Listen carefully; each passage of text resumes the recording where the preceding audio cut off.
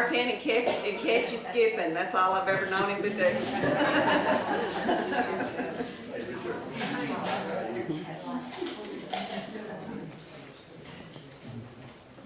I'd like to welcome y'all to our first 2015 night at the museum, and I'm going to let Lou Snook, our new president of the Dorcheek Historical Association, speak first, and then I've got a list of things I'm going to tell y'all about, as always. So, Lou?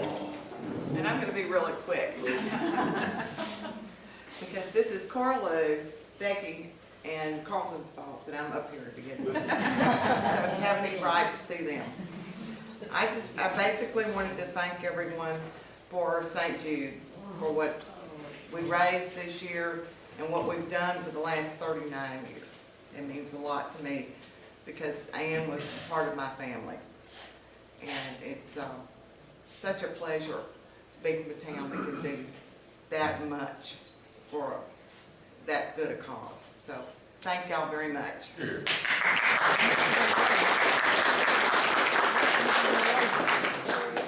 She's short and quick. All right, now for me.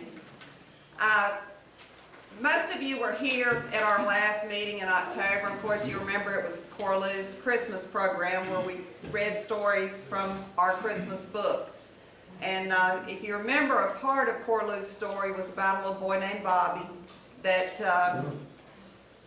was very influential in Cora Lou's life as a child. And Cora Lou at the time could not remember what Bobby's last name was. She could just see him in her mind and could remember every word he said to her. And so the next day, I got to doing a little research on the internet, and I went back from 1940 to 1943 on deaths in Minden. And I found out who Bobby was, and I pulled out my trusty Minden Cemetery book that's always by my side, and found where Bobby was buried and the dates, and called Cora Lou and told her that I thought that I had figured out, who the little boy was. And she knew as soon as I said the name that that's who the little boy was. And it kind of progressed that day, and asking some other people about it, and we actually, Ann Harlan realized that she knew Bobby's aunt. And so Bobby's aunt is here tonight. Janelle, if you'd stand up just for a second. This is Bobby's aunt, and later on, we ended up making a wreath to take out to the cemetery, and several ladies accompanied us out there for that. And you may have seen the story in the Minden Press Herald that Bonnie was so grateful to. I'm grateful for Bonnie. I send her a lot of stuff, and I've never had her fail me yet. But I thought it was a nice tribute to a little boy that meant a lot to somebody that means a lot to us. And anyway, I start crying, but I'm not going to. Carlton. Did you put a truck on there? Yes. The wreath had a little wooden truck, similar to probably what he would have gotten that Christmas, and we left it out there. Nobody stole it. Went back out there, picked it up after Christmas, and so I'll redo it next year, and we'll take it out there every year. But we did find out who Bobby was, and actually have a picture of Bobby and Janelle, and made copies of that picture. And of course, I gave Cora Lou one. But I'm sorry. Did somebody say something? Oh, okay. But anyway, that's kind of an update on the October event. So, you never know when you're going to find out just a little bit more history from telling your story. Cora Lou, of course, is our programmer for the museum. She tries to find people to do our nights for the museum. And our next event, of course, is going to be John Agan. And John's going to talk about his new book, Lost Minden. And of course, this is a copy of it. He'll be signing books that night. We do have the books here at the museum for sale, and we will have plenty that night too for a book signing and talk for John. But that's going to be our next one, and that's I'll go to eye doctor one day. March 9th is that one. And then in April, we're going to have a talk on the Dietrich family. And Chrissy's going to do that one. Susan's gonna do that one too. Okay. But so that should be a really great one. I think I sold them their last car, and that was a Buick. it was a Buick, and it was an experience to sell it. I actually did the driving for it, so he didn't do the test driving with me in there. And then the next one tentatively is going to be the Haynes family.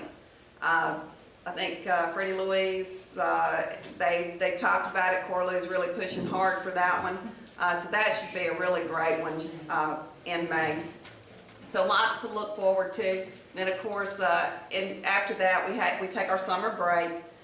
But during that time, I want all y'all to be thinking about things that you might can donate, or a service that you might can donate for our September fundraiser. That's of course always the second Monday in September, so we'll be working on that all through the summer. As always, Phil's videoing these for us, so we do have all the past ones on DVD available, and this one will be available within the next few days, few weeks, but we'll have it. And let's see, where else? Also would like to recognize our board. I don't say enough about them, the job that they do. Of course, Thad's been at the helm for a while. He stepped down this year. Lou agreed to serve, and Marcel Vandenoord can tell you if you miss a meeting, they might put you in. Something. But I don't know if all of y'all are even aware who's on the museum board, so I thought I'd read that off real fast. Of course, Lou Snook is our president. Marcel Vandenoord is our vice president. Janet LaBriere is our treasurer.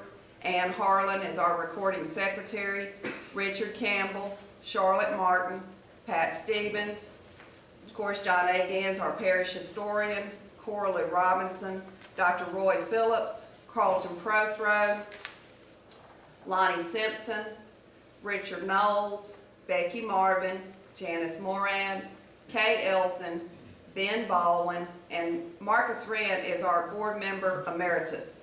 I think Marcus has probably been with the Dorchester Historical Association as long as there's been a Dorchester Historical Association, and he's always proud to serve, and still comes to almost everything we have, don't you, Marcus? If you can get a ride. That's right.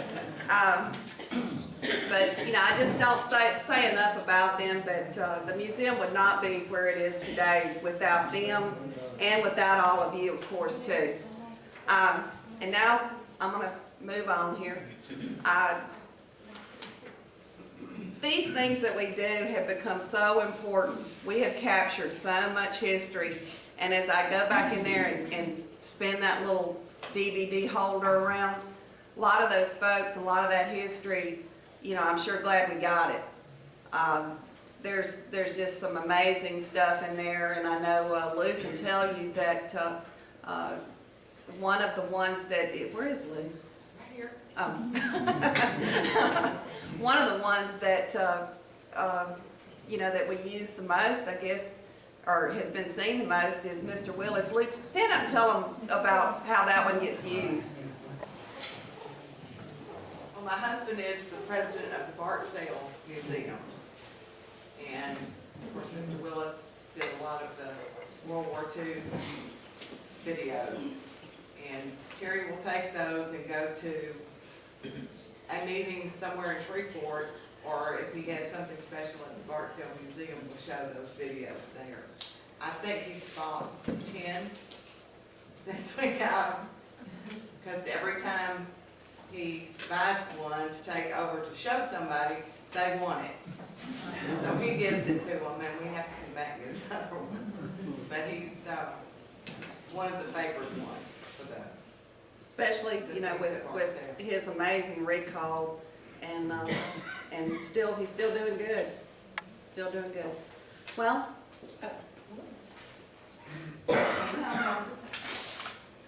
This may be the most nervous speakers that we've ever had.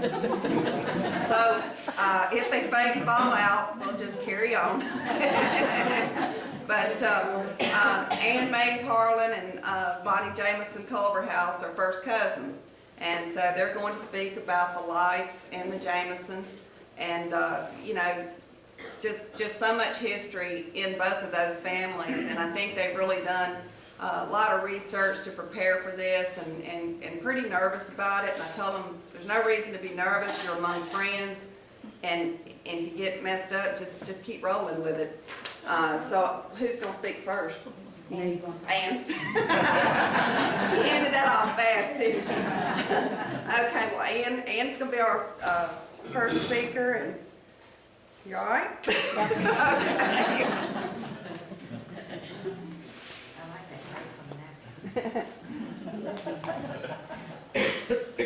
I have a question, and I would like for you to raise your hands, or hand. How many of you knew the old goat? The old goat.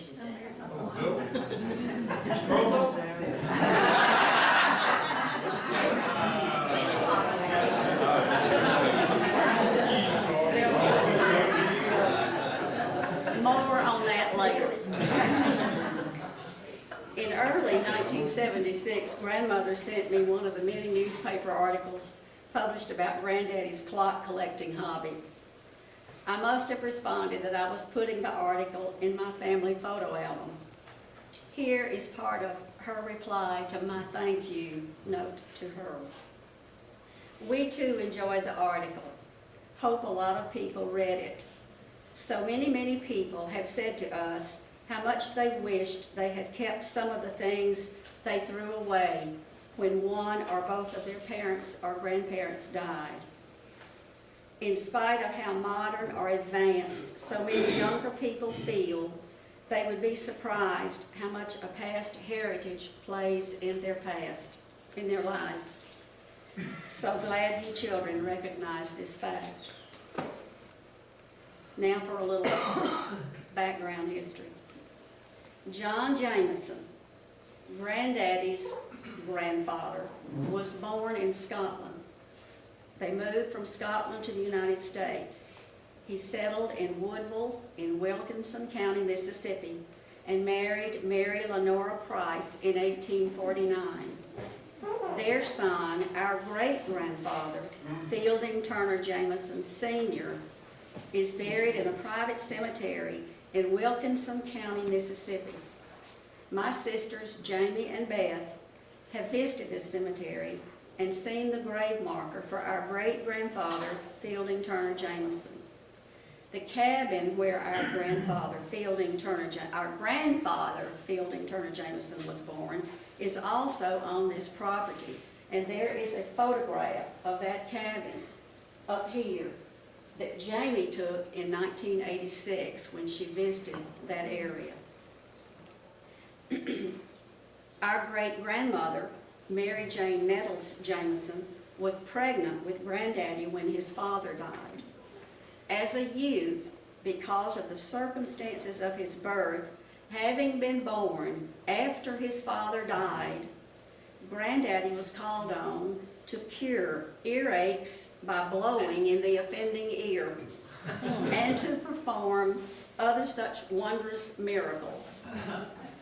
When Granddaddy was about 10 years old, his mother moved to Winsboro, Louisiana to be near her Nettles family. Granddaddy was called Fielding, and he was called Jamie by his fellow LP&L workers, and Jamie is his namesake, my sister Jamie.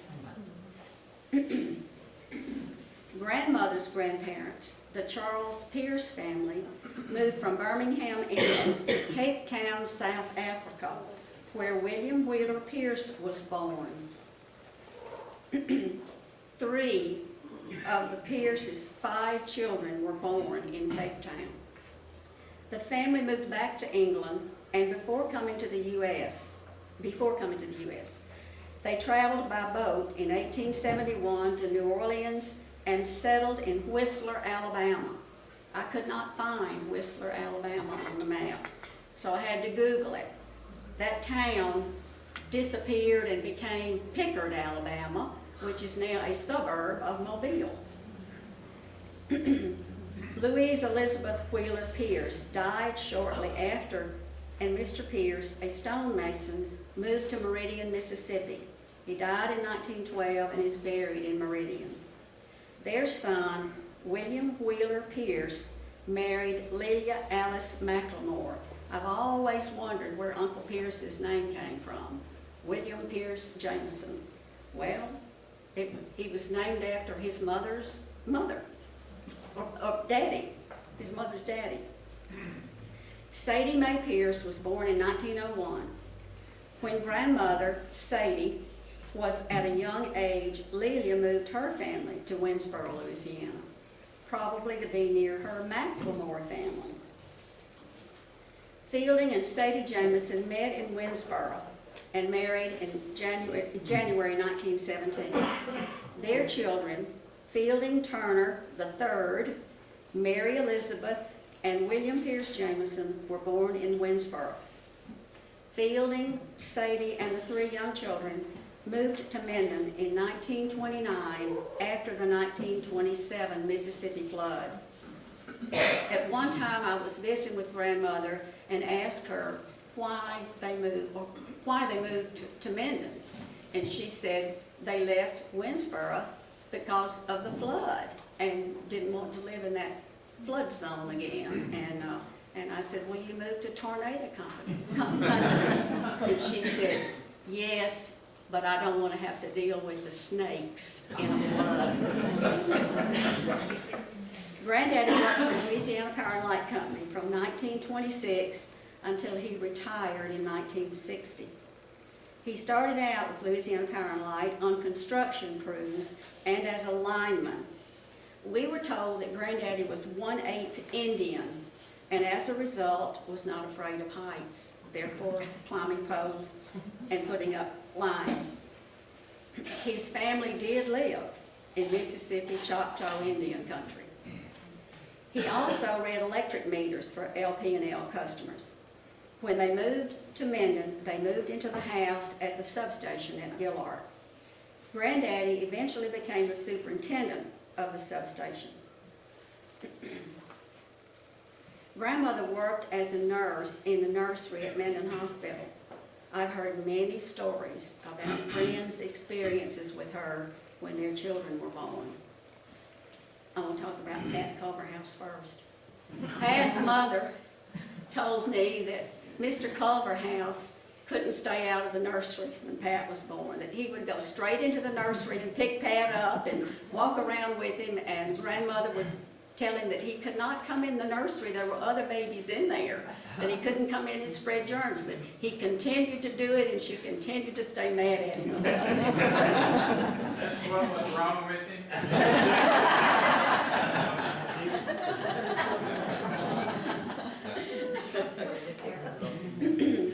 Martha Life Jamieson Culverhouse told me about her experience, that, also about Pat. Grandmother was the first person to put a diaper on Pat. Martha Lee told me about her experience when James was born. She said that here came grandmother with James to her room, and she said, "This baby needs some turnip greens." Jamie remembers several of her high school friends who called our grandmother, grandmother, because she took care of them in the hospital nursery.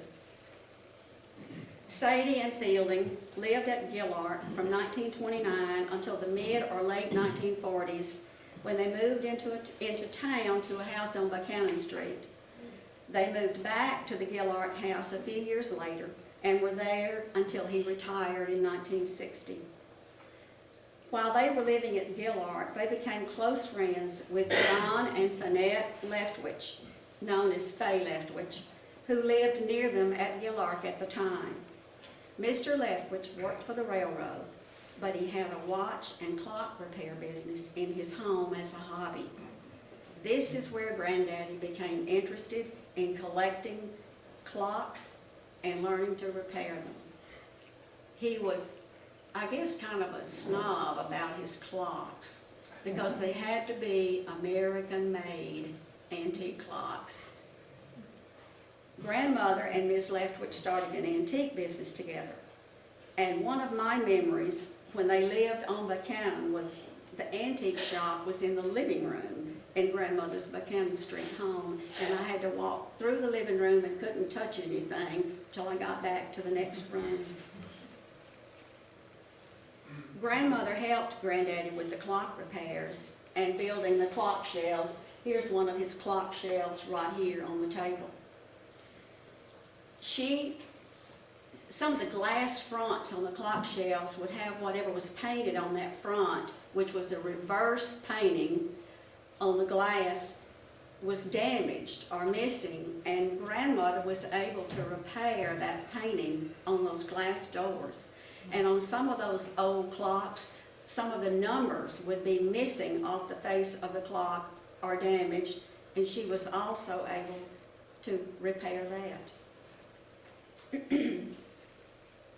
They joined the National Association of Watch and Clock Collectors in 1952. Granddaddy was a charter member of the Southwestern Chapter, number 15, of the National Association of Watch and Clock Collectors, which was formed in 1954 and included members all the way from Falfurrias, Texas to Minden, Louisiana. He was a charter member of the Architects Chapter, number 45, of the National Association of Watch and Clock Collectors, which was formed in early 1963. I was fortunate during my years after I had gotten out of school to attend many clock conventions with them. Dallas, Carthage, Longview, Fort Worth, even one in Hernando, Mississippi. I even joined the NAWCC for a few years, which entitled me the opportunity to bid at auction on clocks during these meetings. Granddaddy was always buying clocks in the auctions at these meetings, and of course they didn't run. They were damaged in some way, and he repaired them. And I wanted to bid on a clock at one of the conventions, and Granddaddy told me that I couldn't because I was not a member of the NAACP. The NAWCC.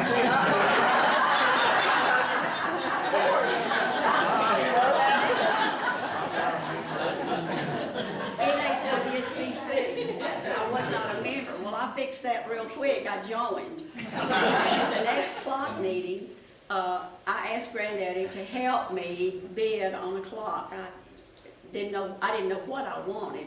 I just wanted a little clock. And so he sat with me and he would say, don't bid on that one, or don't bid on that one, or bid on that one. And one of the clocks that I really, really liked, he said, you can bid on that one. It did not work, and part of the scroll work on top of the case was broken off, so it didn't match the other side. I bought the clock.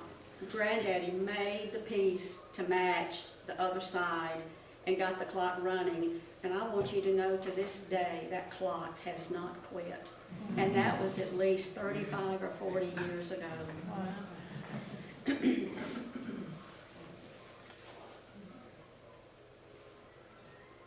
In 1952, Grandmother and Granddaddy bought 80 acres of land in Fort Towson, Oklahoma, which joined property owned by her Macklemore cousins.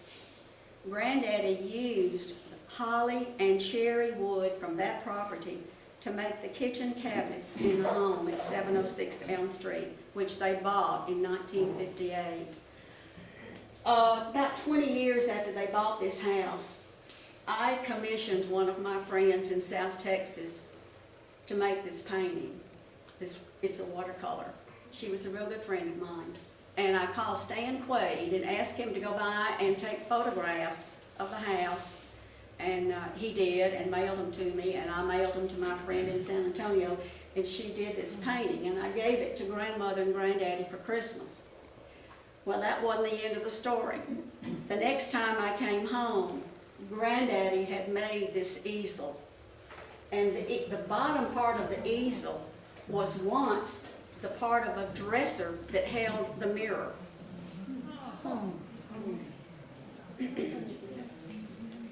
He used walnut wood from that property in Oklahoma to repair and build furniture.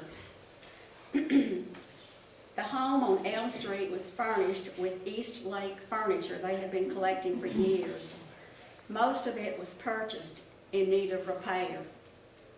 They would stop on their travels, and if they saw a piece of old furniture on somebody's porch or laying in a ditch or something, and grandmother thought they could use part of that to make a clock shelf or make a piece of furniture of some kind, they would stop and ask the people if they could have it or if they could buy it. And Jamie even told me that when Granddaddy was working for Louisiana Power Light, when he'd be out in the country doing whatever, he might see a clock in a window and ask the people if he could buy it. And that's how he got some of his old clocks. Granddaddy was able to repair the furniture, including recaning the chair seats on many dining room chairs. He learned how to cane the cane bottoms in chairs. The rooms of the house were papered with many antique clocks, over 300 at one time. And there's a photograph here from a newspaper article that's in the Times of the clock room, which shows Granddaddy standing on a 10-foot ladder winding the clocks. He picked one day a week to wind the clocks. The ones that had to be wound the most often were 7-day clocks, and there were some that were 14 and some that were 30. But he never wound them, he never set the clocks to all chime at the same time. They staggered when they chimed. And I don't know whether it was Jamie or somebody asked him once upon a time why he didn't fix it to where they all chimed at the same time. And he said, because if he did, the house would fall down.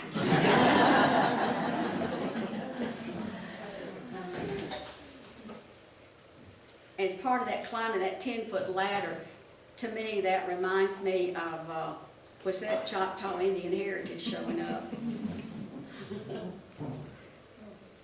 Nearly every day was open house at 706 Elm Street. Grandmother had the coffee pot going all day long. Many friends popped in on a regular basis to visit. Some of y'all probably remember Doug and Dee Dee McCrary. Doug calls me once a month, and his first question is, what's going on in Minden? So a month ago, I told him that I was going to be, how nervous I was going to be giving this talk tonight. And he said, Dee Dee and I used to go by there and visit on a regular basis. And the thing that I remember was your grandmother called your granddaddy old goat. Well,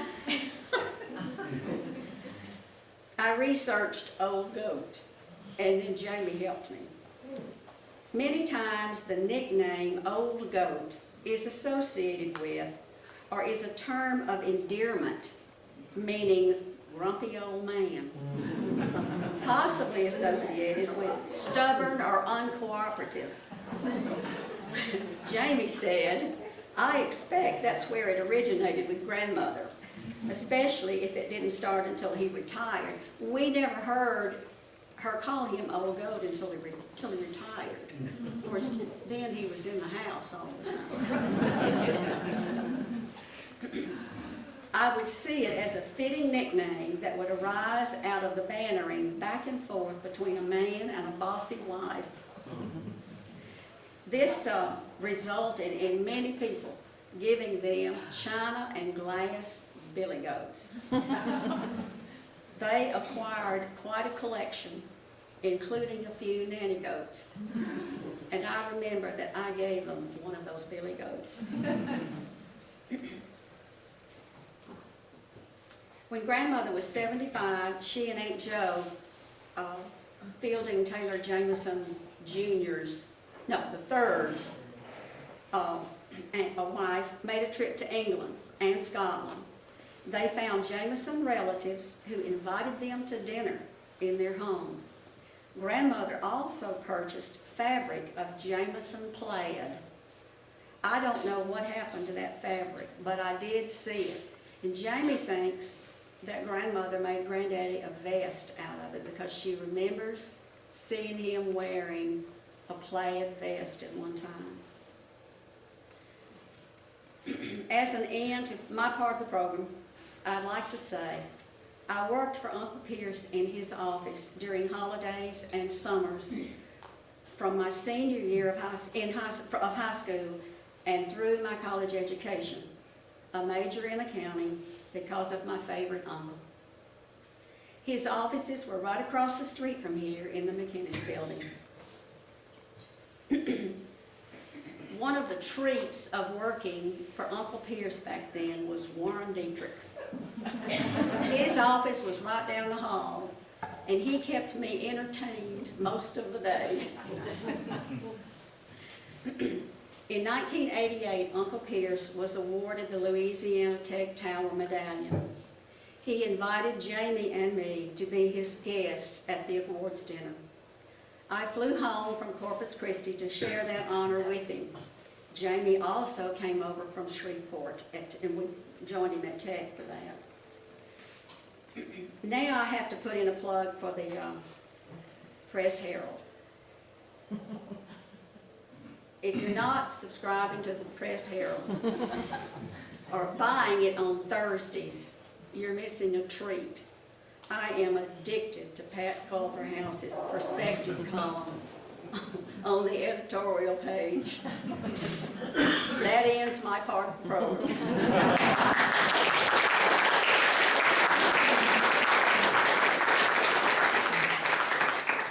I did not pay her to say anything, I did get her permission.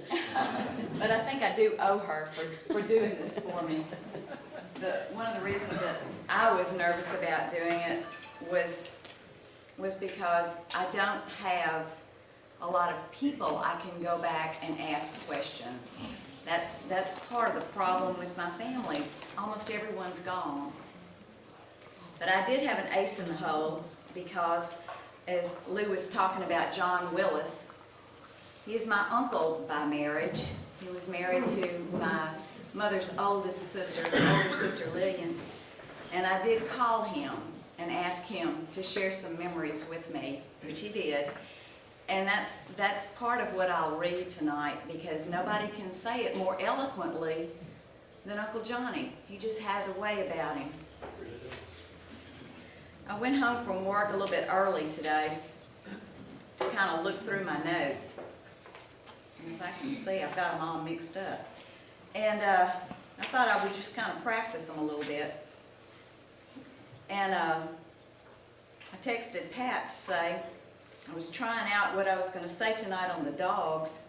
And they were stretched out on the floor yawning. And then the next thing I knew, Jack, the bigger dog, was sitting at the back door whining to go out. So if I don't hurry up and do this, I imagine you all will be at the front door whining. My great-great-grandfather, William Life, was born